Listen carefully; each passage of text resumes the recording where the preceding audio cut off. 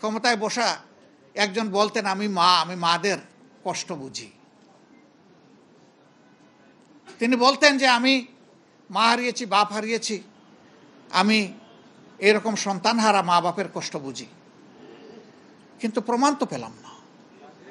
আপনি শেষ মুহূর্তেও তো লাল চোখ দিয়ে খুনেরই নির্দেশ দিয়ে গেলেন। শেষ মুহূর্ত পর্যন্ত আপনি কামড় দিয়ে চেষ্টা করলেন মানুষ খুন করে যত হাজার হোক, লাখ হোক, আপনাকেই ক্ষমতায় থাকতে হবে। কেন আপনাকেই থাকতে হবে? কেন? আপনারা বলছেন যে আমরা দেশকে উন্নয়নের রোল মডেল বানিয়েছি বিশ্বের বুকে, বিশ্ব এখন আমাদেরকে হিংসা করে আমাদের উন্নয়ন দেখে। আরও বলতেন আমরা এখন উন্নয়নের মহাসড়কে, মোটরওয়েতে আমরা উঠে গেছি। আজকে কি অবস্থা জাতির? সবগুলা ব্যাংক, আর্থিক প্রতিষ্ঠান একদম ফুকলা এবং ধ্বংস করা হয়েছে।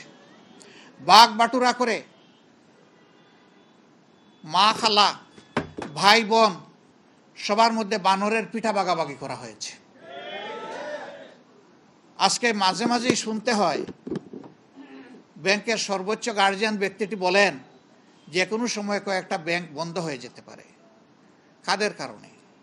এরা কারা? প্রত্যেকটি দেখবেন যে শাড়ির নিচে লুকানো ছিল। এদেরকে ইমিউনিটি দেওয়া হয়েছে। সবচাইতে বড় ডাকাতের ব্যাপারে কোনো তদন্ত যাতে না হয়, সুপ্রিম কোর্ট কিভাবে তার উপরে এমবার্গো দিল আমরা বুঝলাম না। তার বিরুদ্ধে কোনো তদন্ত চলবে না। এটা কি কোনো কোর্ট? এটা তো টেনিস কোর্ট নয় যে আপনি জাতিকে নিয়ে খেলবেন। এটা তো অ্যাপেক্স কোর্ট।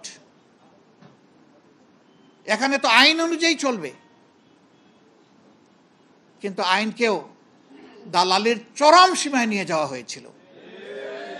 এই জন্য আইন অঙ্গনে দাঁড়াই একজন বিচারপতি বলতে পারেন যে আমরা শপথবদ্ধ রাজনীতিবিদ।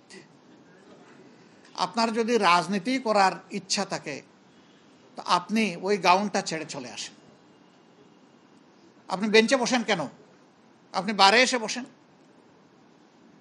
বারে থেকে আপনি রাজনীতি করলে আপনাকে কেউ নিষেধ করবে না।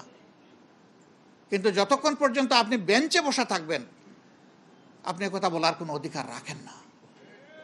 এর বিরুদ্ধে আইনজীবীরা যারা প্রতিবাদ করেছিল মামলা তাদের বিরুদ্ধে হয়েছে।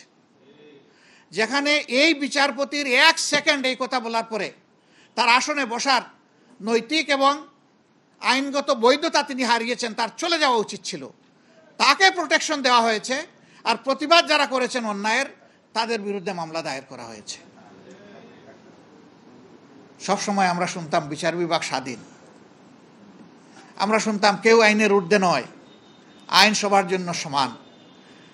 এখন একটু সমান হবে ইনশাআল্লাহ।